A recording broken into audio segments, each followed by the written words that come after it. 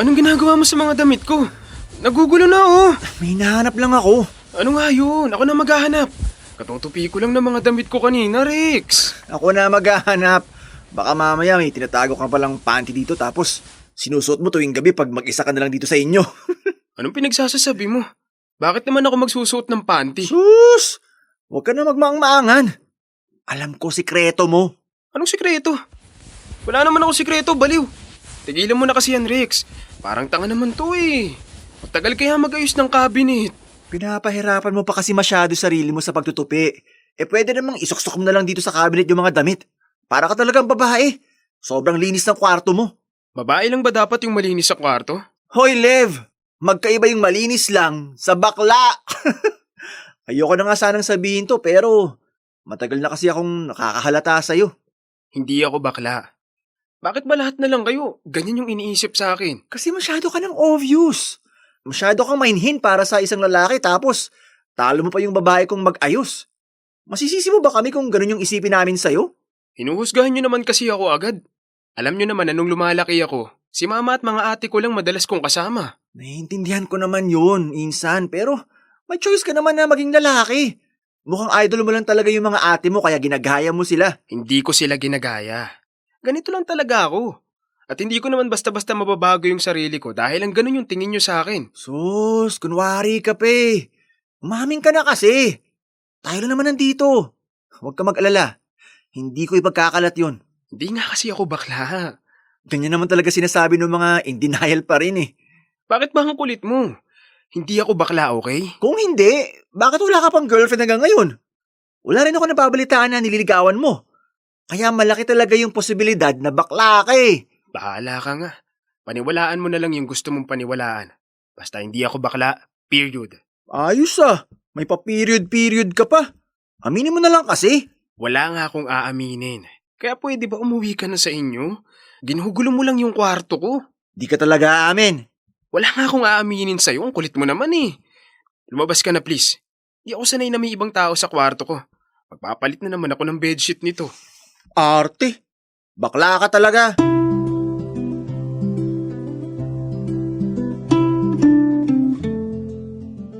Dear Love, ako si Lev, 25 years old. Nag-iisang anak ako na lalaki at ako rin yung bunso sa magkakapatid. Kaya naman halos buong buhay ko, puro mga babae nakakasama ko. Umuwi naman si Papa sa bahay namin buwan-buwan, pero madalas talaga siyang wala dahil sa trabaho niya. Madalas akong tinutokso na bakla. Palagi ring napapansin ng mga kamag-anak namin yung kilos ko. Masyado raw akong malambot. Hindi na bago yung panunokso ng mga tao. Pero minsan, sumasakit na yung ulo ko kakaisip kung paano ko papatunayan na mali silang lahat.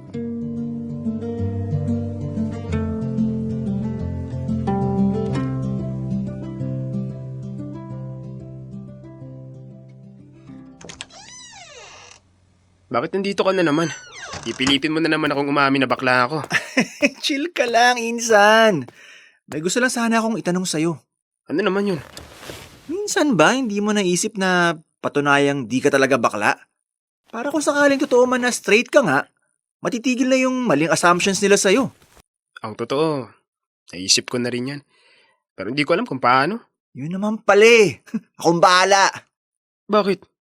Ano iisip mo? Basta magtiwala ka lang sa akin. Ayan ka na naman eh. Baka kung ano pa ipagawa mo sa akin ha? Kailangan mo lang ihanda ang sarili mo. Kasi dun mo mapapatunayan na lalaki ka talaga. Pag nagawa mo yun, ako mismo magtatanggol sa'yo sa mga nagsasabing bakla ka. Ipag-iayabang ko na tunay na lalaki talagang pinsan ko. Talaga? Ano ba yun? May kakilala ko na makakatulong sa'yo. Hindi mo kailangan gumastos ng malaki. 350 pesos lang, sapat na. Meron akong kontak sa Avenida. Mura bigayan nila ron. Pasuspense ka pa eh. Ano ba kasi yun? Kinakabahan tuloy ako. Makakaisa ka. Ano? Gets mo na? Ano? Ikukuha mo ko ng bayarang babae para dyan? Ayoko, Rex! Ikaw na lang! Huwag kang mag-alala, akong bahala sa'yo. Tutulungan kita. Pwede kitang turuan ng mga basic lang muna para di ka magmukhang lutang. Bigyan kita ng masterclass. Free of charge. Kadiri naman yung sinasabi mo. Ayoko talaga. Hindi ka na pwedeng umatras. Kasi kung hindi, maniniwala na talaga ako na bakla ka. Di ko kukontra yung ibang kamag-anak natin na ganun iniisip nila sa'yo. Paano kung may sakit yung makaano ko? E di nagkaroon pa ako ng problema. Siyempre, di kita papahamak. Ano ka ba? May naisip na akong paraan dyan. Humanap ako ng bago lang sa industriya. Kumbaga, introductory price pa. Kaya lang, yung 350 na yun, limitado lang pwede mong gawin. Sa ibaba lang yun. Kaya rekta na talaga. Bawal mo siyang hawakan, bawal halikan. Talagang for experience lang, insan. Okay na yun kasi alam ko naman na di ka pa ready, humawak-hawak eh. Seryoso ba talaga yan? Tinan mo ako. Mukha ba ako nagbibiro? Bakit ba kasi kailangan pang gawin yun? Kaya ko naman patunayan na hindi talaga ako bakla sa ibang paraan. Pero insan, ako na mismo nagsasabi sa'yo. Yung experience mo na yun, yung pinakamalaking patunay na straight ka talaga. Kaya pumayag ka na. Ako na bahala mag-asikaso ng lahat. Kung nahihiya ka mag-check-in sa motel, ako na bahala sa pupwestuhan nyo. O kung gusto mo, doon na lang sa unit ko. Aalis muna ako para masolo mo. Puro ka talaga kalokohan. Hindi kalokohan yun. Seryoso yun, Lev. Ano? Payag ka na? Sige. Pero siguraduhin mo munang walang sakit yun, ha? Tsaka dapat malinis sa katawan. Oo naman. Hindi kita hayaang mapahamak. First time mo pa naman yun. Ay, sige. Payag na ako.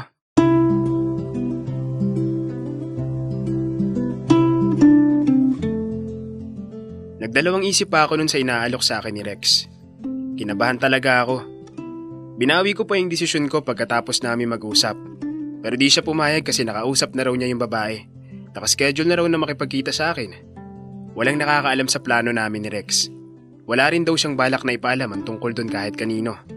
Tiwala naman ako sa kanya. Kahit kasi maloko yung pinsan ko na yon, magaling siyang magtago ng sikreto.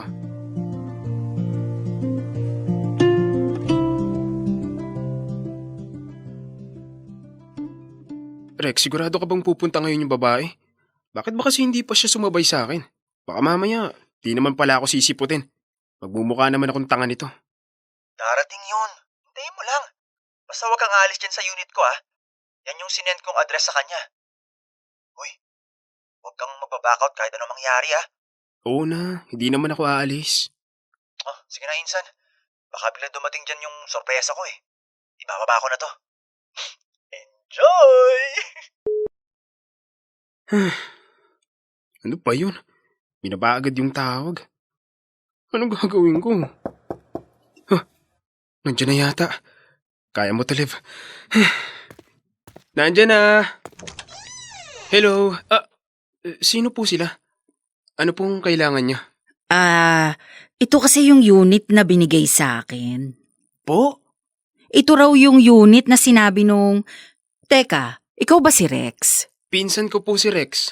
Okay. Tama nga yung napuntahan ko. Pwede bang pumasok muna? Nangangawit na kasi mga binti ko. Pero... Huwag ka mag-alala. Hindi ako magnanakaw o kung ano man. Wala akong gagawing masama. Ako yung pinapunta ni Rex dito. Ganun po ba? Naiintindihan ko yung reaksyon mo. Hindi ako yung inaasahan mong darating, di ba? Pasensya na kung imbes na dalaga, mukhang nanay na yung dumating. Parang parcel lang, no? Minsan iba yung matatanggap mo, hindi yung mismong in-order mo. Pero wag ka mag-alala. Hindi naman kita pipilitin kung hindi mo ako type. Pasensya na rin po kayo. Nagulat po talaga ako. Ano ka ba? Okay lang. Oo nga pala, ako si Rita. Ikaw, anong pangalan mo? Lev po. Hindi po ba kayo magagalit kung papauwiin ko na lang po kayo? Pasensya na po talaga. Pero magbabayad naman po ako. Dadagdagan ko na lang po para sa abala. Ay naku, kahit hindi mo nadagdagan. Ayos na sa akin yung 350. Discounted na yon para sa'yo. Nagulat nga rin ako na ganyan pala kabata yung madadatnan ko rito. Kung medyo may edad sana, kaya ko pang akitin Kaya lang, mukhang yung pamangkin ko talaga yung bagay sa'yo. Siya nga dapat yung pupunta rito, kaso ayun, biglang niregla. Laki tuloy ng problema namin kanina. Hindi naman pwedeng i-cancel kasi nagbayad na si Rex para i-reserve siya. Sagot niya rin pamasahe at may konti pang merienda. Bukod pa raw yun sa ibabayad mo, kaya nang hinayang ding talaga ako. Wag po kayong mag-alala. Magbabayad pa rin po ako. Pero, pwede na po kayong umuwi. Sigurado ka? Kung gusto mo, mamasahihin na lang kita para masulit naman yung bayad kahit papaano. Hindi na po. Okay lang po talaga. tanggapin nyo na lang po tong bayad ko. Wala na po kayong kailangan gawin, Manang. Pasensya na po. Nanlambot ang mga tuhod ko. Sising-sisi ako na pumayag ako sa gustong mangyari ni Rex nung araw na yon. Hindi na lang ako nang hinayang sa binayad ko kay Manang Rita. Naawa rin kasi ako sa kanya dahil mukhang kailangan niya talaga ng pera. Hindi niya rin naman kasalanan na siya yung pumunta imbes na yung pamangkin niya. Kaya inintindi ko na lang. Hindi ko talaga magawang kalimutan na muntik kong maibigay una kong karnasan sa isang babae na halos kaedad lang ng nanay ko.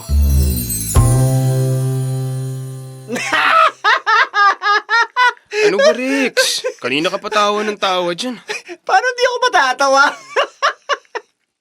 Talagang matanda yung dumating? Akala ko pa naman amoy baby yung mga kasama mo. Amoy panghilot pala. Tumigil ka na nga. Tawang-tawa ka pa dyan. Ikaw naman may kasalanan kung bakit nalagay ako sa ganong sitwasyon eh. Alam ko. Pero hindi ko naman nakalaing. Di pa na darating yung babaeng nakausap ko kahapon. Sayang. Nagbayad pa naman ako ng reservation tapos matanda na pala yung pupunta. Swerte mo ah. Naisalba mo pa yung virginity mo. Nakakainis ka naman, Rex. Hindi kaya nakakatawa yun. Ready naman na sana ako pero wag naman sa ganun katanda. Halos kaidaran lang siya ni Mama. Kahit halikan lang, baka masuka ako. Kahit naman ako. Pero mali pa rin na pagtawanan mo siya. Mukhang matindi lang talaga pangangailangan nila sa pera. Okay. Sorry naman. Nagulat lang ako na ganun pala yung nangyari. Na-excite pa naman ako kung paano nangyari yung first experience mo. Kaso wala. Napurnada pala. Napaka-wrong timing naman kasi dinatnan yung nakuha kong babae para sa'yo. Ganda pa naman nun, tsaka bago lang yun. Ayoko na umulit. Baka sa susunod mas matanda pa yung dumating. Sorry na talaga. Mukhang na-trauma ka pa ata. Huwag ka maglala. Aayusin ko na sa susunod. Sisiguraduhin ko ng tamang babae yung dadating. Wag na. Maghahanap na lang ako ng pwede kong ligawan. Alam ko na, Insan. Ano na naman yan? Gawa ka ng account sa dating app. Tutulungan kita. Mas mabilis dun. Promise. Parang sigurado ka na may magkakagusto agad sa akin ah. Siyempre naman. Di pangit lahi natin, no? Basta ako bahala. Ikaw na naman bahala tapos ako na naman yung kawawa. Hindi yan. Promise. Last na to. Required ba talaga sa buhay na magkaroon ng experience sa ganung bagay? Hindi naman, pero mas masaya yung buhay kung makakaranas ka nun. Tsaka, mag-iiba nga yung tingin ng mga tao sa'yo pag nakita na nila na may kasama kang babae. Lalo na, pag sinama mo dito sa inyo. Sure ka ba sa dating app na sinasabi mo? Baka mamaya mas scam lang ako dun ha. Kaya nga andito ako para di ka ma-scam. Iga-guide kita hanggang sa maging komportable ka sa mga kausap mo. At pag pwede na kayo magkita, syempre ikaw na yun. Bahala ka na. Labas na ako ron. Labas ka na talaga. Malas kasi pag ikaw nagpaplano. Kung alam mo lang kung gaano ko kinabahan nun. Mukha pa namang sanay na sa ganung trabaho si Manang. Sorry na nga, Insan. Promise. Babawi ako.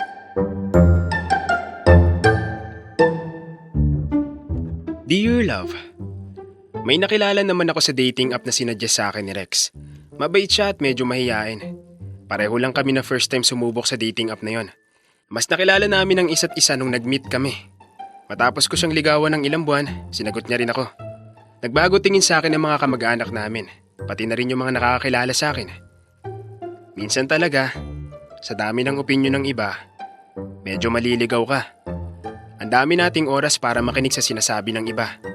Pero madalas nating nakakalimutan na kung meron mang mas nakakakilala sa sarili natin ng buo, tayo dapat yun. At hindi ibang tao.